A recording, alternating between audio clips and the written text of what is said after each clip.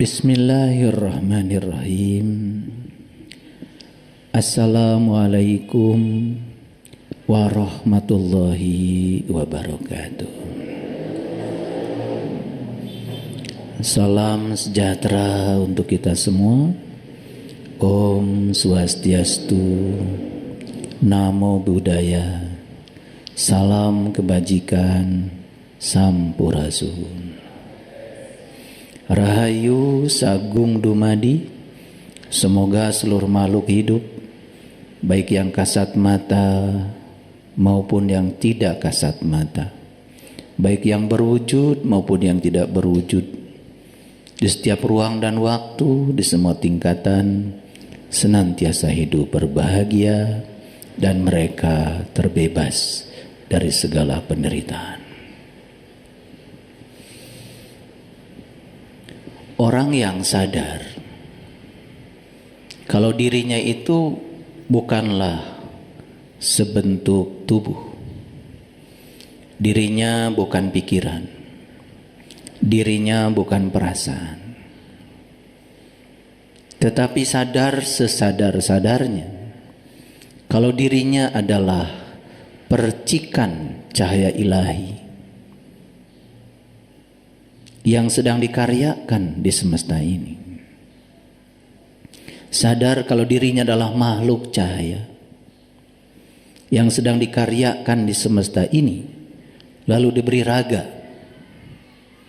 dan raga adalah kendaraan sebagai tempat di mana percikan ilahi itu berkarya. Sadar sesadar-sadarnya kalau dirinya adalah makhluk cahaya yang sedang dikaryakan di bumi ini, bukan makhluk bumi yang sedang mencari cahaya. Begitu seseorang sampai di titik itu, maka dia akan menjadi sangat lembut, sangat pengasih, sangat penyayang, tidak berlaku kasar, tidak berlaku kejam, tidak mungkin menyakiti lagi makhluk lain. Bahkan orang yang semacam itu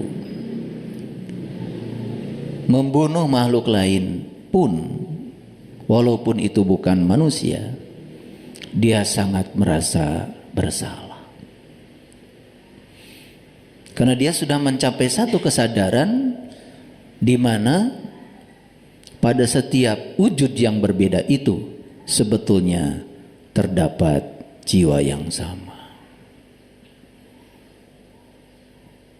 Maka orang yang semacam itu yang dipikirkan dalam hidupnya adalah pengabdian. Tidak sibuk mementingkan dirinya sendiri, tidak sibuk mengumpulkan harta. Sekalipun dia dikasih berkah, berkahnya itu dirasakan banyak orang. Hidupnya semata-mata untuk memberikan pengabdian seutuhnya kepada Dia yang Maha Nyata. Dan Dia yang Maha Nyata itu sudah mewujud. Manifestasi dari Dia yang Maha Nyata adalah insan al-kamil, yaitu yang disebut dengan manusia. Banyak yang sibuk menyembah Tuhan yang gaib, sementara dia melupakan Tuhan yang Maha Nyata, mengabaikan kepedulian kepada sesama makhluk. Sampai Nabi Muhammad menyatakan, tidak disebut orang beriman jika kamu tidur nyenyak, sementara tetanggamu tidak bisa tidur karena kelaparan. Tidak disebut orang yang beriman jika tetanggamu tidak nyaman dengan lidahmu, dengan lisan. Tidak disebut orang yang beriman jika dia berjalan menemukan ranting, dia tidak singkirkan. Tidak disebut orang yang beriman jika dia tidak peduli kepada sesama. Makanya Nabi Muhammad diutus ke semesta untuk menyempurnakan akhlak. Orang yang sudah berakhlak mulia, sudah tahaluk bi akhlakillah, berakhlak seperti akhlaknya Allah, Dia akan menjadi sumber cinta, sumber sukacita, sumber berkah, sumber rahmat bagi siapapun. Bahkan rumput pun tidak takut dengan kehadirannya. Orang yang semacam ini tidak mungkin menginjak rumput, tidak mungkin mematahkan pohon, tidak mungkin membunuh makhluk sekecil apapun itu, karena dia sudah terhubung. Welas asihnya sudah nyata dalam dirinya. Itulah yang disebut dengan manusia unggul, manusia sempurna, manusia paripurna. Dan kita hari ini sedang butuh manusia-manusia berkesadaran seperti itu. Agama bukan lagi dalam kata-kata, agama bukan lagi dalam pakaian, tapi agama sudah mewujud menjadi perilaku. Itulah yang dikatakan dalam Al-Quran, Muhammadur Rasulullah wallazina ma'ahu asyidda'u alal kufar ruhama'u bainahum. Ciri umatnya Nabi Muhammad itu, dia sangat benci terhadap kufar. Kufar itu ketertutupan. Karena ketertutupan membuat seseorang menjadi sombong, hanya ingin didengar, tidak mau mendengar, merasa paling benar sendiri, sehingga menjadi eksklusif dalam kehidupannya, angkuh, sombong. Itu yang harus diperangi oleh kita. Orang kafir bukan orang yang berbeda keyakinan dengan kita, tetapi orang kafir bisa jadi adalah sifat kita yang tertutup terhadap kebenaran, tertutup terhadap pandangan orang lain, tertutup terhadap nasihat dari orang lain. Itu yang disebut dengan kafaro, kafir. Kafir itu bahasa Arab, bahasa kita artinya tertutup. Kita tidak bisa membuka diri, merasa paling hebat, merasa paling benar, lalu menghakimi orang lain yang dianggap salah oleh kita. Padahal salah dan benar itu adalah penilaian. Penilaian produk pikiran. Bagaimana kalau pikiran yang tidak sadar menilai? Hasilnya akan jadi salah nilai. Makanya orang yang sudah mencapai kebijaksanaan, yang sudah sampai di puncak gunung, dia sudah bisa melihat pemandangan yang luas dan indah. Lihat cirinya, tidak terjebak lagi pada penghakiman, tidak terjebak lagi pada benar salah. Karena benar salah disadari oleh dirinya sebagai produk dari pikirannya sendiri. Ruhama'u bainahum.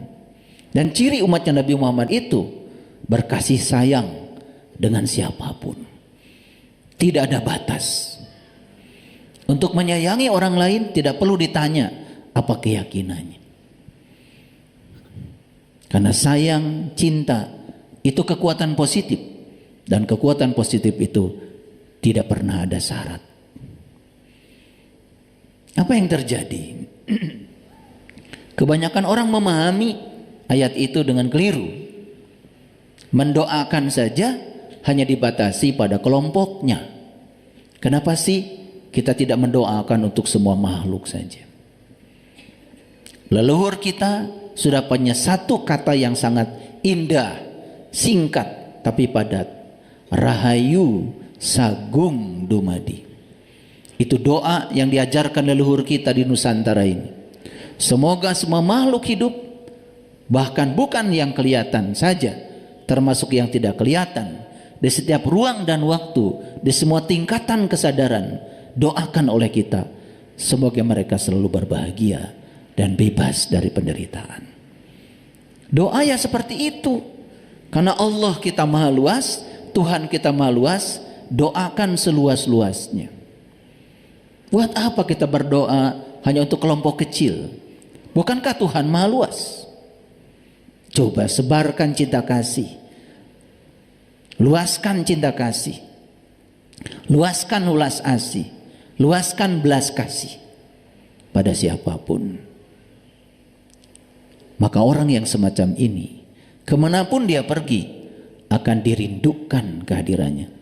Bahkan oleh pohon pun akan dirindukan.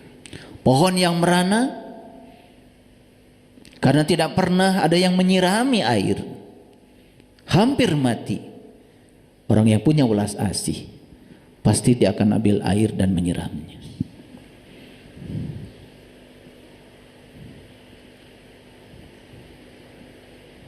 Kenapa banyak manusia yang kasar, kejam?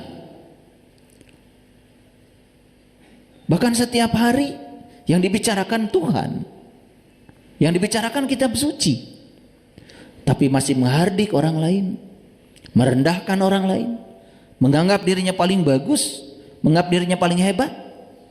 Itulah karena dia tidak kenal siapa jati diri dia yang sesungguhnya. Makanya kita harus bisa mencapai satu kesadaran di mana diri kita yang sesungguhnya bukan sebentuk tubuh, bukan pikiran, bukan perasaan, tapi diri kita yang sesungguhnya adalah sang kesadaran, sang penyaksi bagi semuanya. Diri kita yang sesungguhnya seperti layar ini. Kalau saya putarkan sekarang video tentang kebakaran, layar ini tidak pernah terbakar.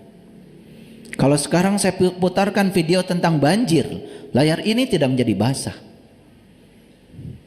Makanya lambang kesucian biasanya yang digunakan oleh orang-orang bijak adalah layar. Yang kedua adalah langit. Coba lihat langit.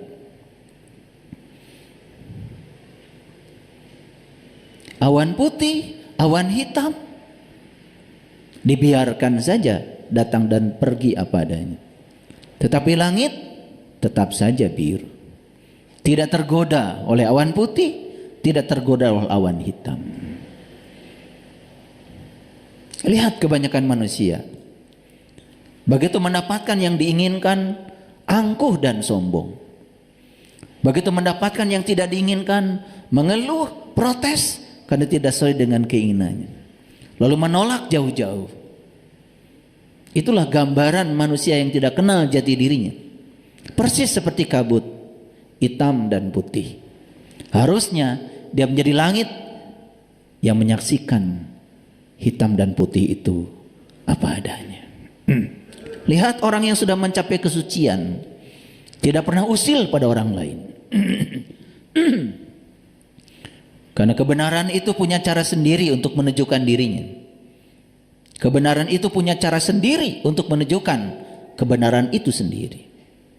Makanya orang-orang bijak mengatakan hanya 3 yang tidak bisa disembunyikan di alam semesta ini. Yang pertama adalah matahari, yang kedua adalah bulan, dan yang ketiga adalah kebenaran.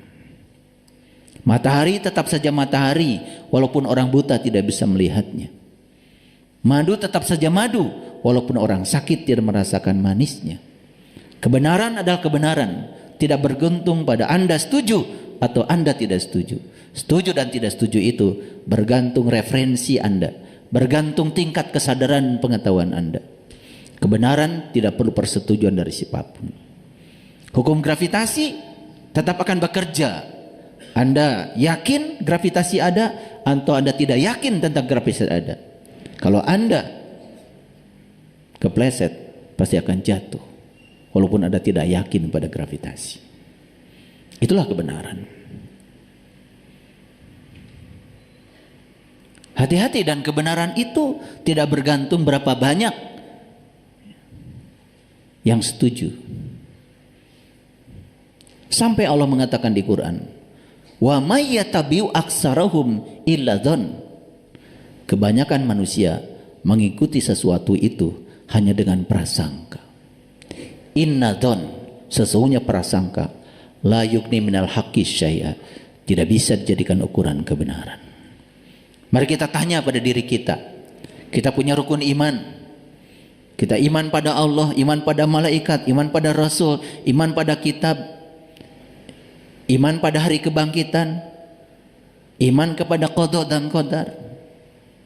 Coba selidiki oleh kita. Apakah kita mengimani itu hanya sebagai prasangka atau kita sudah mengalaminya sendiri? Kalau sebatas prasangka, inna dzann la yughni minal haqqi syai'a, bukanlah itu kebenaran. Hadirin, mari kita bersyukur. Hari ini kita masih dibangunkan, masih diberikan hari baru oleh semesta. Berarti kita disuruh untuk belajar hal baru. Karena bumi ini terus terbang. Bumi ini adalah pesawat besar yang membawa manusia. 8 miliar sekarang penumpangnya. Entah mau pergi kemana bumi ini. Karena bumi ini terapung-apung di ruang kosong. Bumi memang mengitari pusat massa sistem bumi dengan matahari. Tetapi sebetulnya sistem bumi matahari pun sebetulnya berputar. Bahkan galaksi Bima Sakti itu pun berputar. Tidak ada yang diam. Betapa besarnya ruang kosong ini. Dan ruang kosong ini tanpa batas. Sadarkah apa sesungguhnya ruang kosong itu? Kita hanya melihat kekosongan sebagai kekosongan. Sampai sekarang kita tidak tahu apa isinya ruang kosong ini. Padahal leluhur kita sudah mengatakan yang kosong ini sebetulnya isi. Walaupun yang isi ini kelihatan seperti kosong. Sudah sampai di situ? Padahal setiap hari kita mengambil energi di ruang kosong ini. Bapak Ibu boleh tidak makan 3 hari dan tetap hidup. Boleh tidak minum 3 hari dan masih hidup. Tetapi tidak mungkin kita tidak bernapas 3 hari. Siapa sesungguhnya yang mengalirkan energi ke dalam diri kita? Dari mana daya itu? Dan kenapa semua makhluk hidup tinggal di tempat ini dan mengambil kehidupan dari tempat ini? Sadarkah kita? Karena hidup dalam ketidaksadaran, akibatnya semua berlalu begitu saja. Lalu pikiran hanya berangan-angan, ilusif, hidup jauh dari realitas. Oleh karena itu mari kita bersyukur hari ini kita masih dihadirkan di ruang kesadaran ini untuk belajar kesadaran, meniti ke dalam diri, mengenal jati diri kita yang sesungguhnya. Mari kita puji Allah bersama-sama membaca hamdalah. Alhamdulillahirabbil alamin. Mari kita awali kajian kita hari ini bersama-sama memohon ridho dan berkah Allah. Semoga Allah meridhoi, memberkahi dan membukakan semua hijab-hijab kebodohan kita, sehingga kita bisa melampaui pikiran kita, memasuki alam kesadaran, alam kecerdasan yang sesungguhnya. Kita sapa asmanya dengan kelembutan dan cinta seraya membaca basmalah. Bismillahirrahmanirrahim. Hari ini saya akan menjelaskan satu hal penting yang banyak tidak disadari oleh kebanyakan manusia. Bahwa sesungguhnya alam semesta ini seperti garpu tala. Tapi bukan garpu tala yang di laboratorium. Bahkan alam semesta ini adalah garpu tala yang maha besar. Saya sebut saja alam semesta ini adalah garpu tala kosmik. Oleh karena itu, mari kita pahami alam semesta ini sebagai garpu tala yang maha besar. Garpu tala kosmik yang sangat besar. Siapapun yang bisa mengenal dan memahami kalau alam semesta seperti itu, saya yakin kita bisa hidup di alam semesta ini dalam keadaan yang sangat menakjubkan. Hidup ini harusnya berkelimpahan, tidak boleh kekurangan. Hubungan kita dengan keluarga, hubungan kita dengan orang harusnya harmonis. Jika terlalu banyak masalah dalam hidup, sebetulnya karena kita belum memahami kehidupan itu sendiri. Oleh karena itu izinkan saya secara sengaja, saking ingin menjelaskan ini, saya tadi ke laboratorium dulu. Saya bawa garpu talanya. Ini garpu tala yang saya bawa ini, garpu tala yang sangat besar ya. Nih, garpu tala itu seperti ini. Ini frekuensinya 2000 Hz. 2000 Hz. Apa itu frekuensi? Frekuensi itu bahasa umum. Misalnya kalau saya berdiri di depan tuh, berapa frekuensi sepeda motor Berarti saya menghitung berapa jumlah sepeda motor yang lewat di satu titik dalam waktu tertentu. Berarti frekuensi itu adalah jumlah terhadap waktu. Kalau lebaran kan biasanya ya frekuensi kendaraan meningkat. Itu artinya dalam waktu 1 jam asalnya 6.000, dalam jam yang sama kok jadi 12.000. Itu frekuensi. Frekuensi kelahiran meningkat. Artinya dalam kurun waktu yang sama dihitung berapa banyaknya kelahiran. Itu yang namanya frekuensi. Nah, sekarang saya membawa garpu tala dengan frekuensi 2000 Hz. Artinya garpu tala ini bisa memancarkan gelombang 2000 gelombang dalam 1 detik. Jadi dalam 1 detik dia menghasilkan 2000 gelombang. Nah, kembali lagi pada kata-kata yang penting dari seorang fisikawan namanya Nikola Tesla. Beliau mengatakan, jika kamu ingin tahu rahasia semesta, pahami semesta sebagai energi, frekuensi, dan vibrasi. Setiap energi pasti akan meradiasikan frekuensi. Setiap energi pasti di dalamnya ada vibrasi. Vibrasi itu adalah getaran. Hati-hati, karena pikiran dan perasaan kita itu adalah sumber getaran, sumber energi, sumber frekuensi, sumber vibrasi. Berarti sesungguhnya apa yang kita pikirkan dan kita rasakan tidak pernah hanya untuk diri sendiri. Karena apa yang kita pikirkan dan kita rasakan akan memancar ke semesta. Dan semua yang dipancarkan oleh pikiran dan perasaan itu akan disambut oleh semesta. Ketika berpikiran buruk, maka akan menggetarkan yang buruk. Yang buruk akan datang. Ketika merasakan yang buruk, maka yang buruk di semesta pun akan digetarkan. Jadi kenapa dalam kehidupan saya banyak yang buruk ya? Itu semua yang mengundang adalah kita sendiri. Ya, yang mengundang adalah kita sendiri. Baik, saya minta Kang Reza sini. Sini. Tolong pegang garpu tala ini. Pegang. Nah, gitu aja biar pegang ya. Nah, perhatikan saya. Kita dikasih oleh Allah telinga. Dan telinga manusia ini ada batasnya. Batas terendah frekuensi yang bisa didengar oleh suara, oleh telinga manusia itu 20 Hz. 20 gelombang bunyi per 1 detik. Itu yang paling rendah.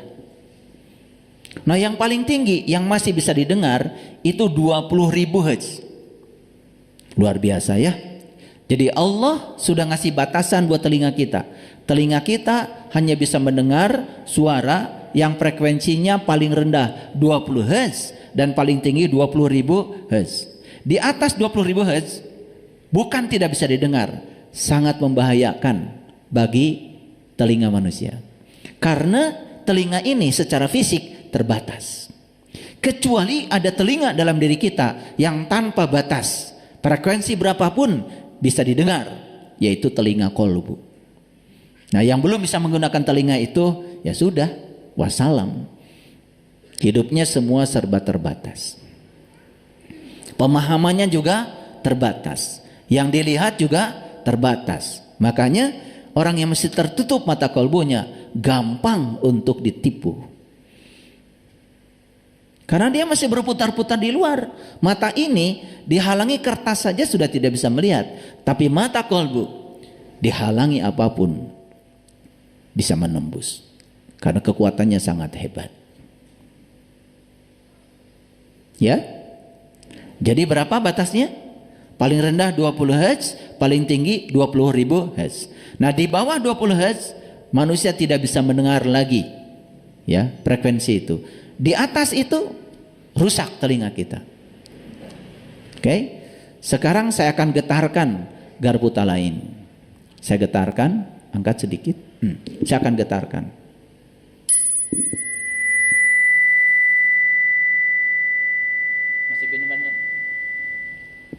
Masih bisa mendengar? Oke. Kenapa bisa mendengar? Garpu tala ini 2000 Hz. Sedangkan Bapak Ibu punya telinga dengan batas bawah 20 Hz, atasnya 20.000 Hz. Ini cuma 2000. Jadi masih bisa didengar. Oke? Ulangi lagi.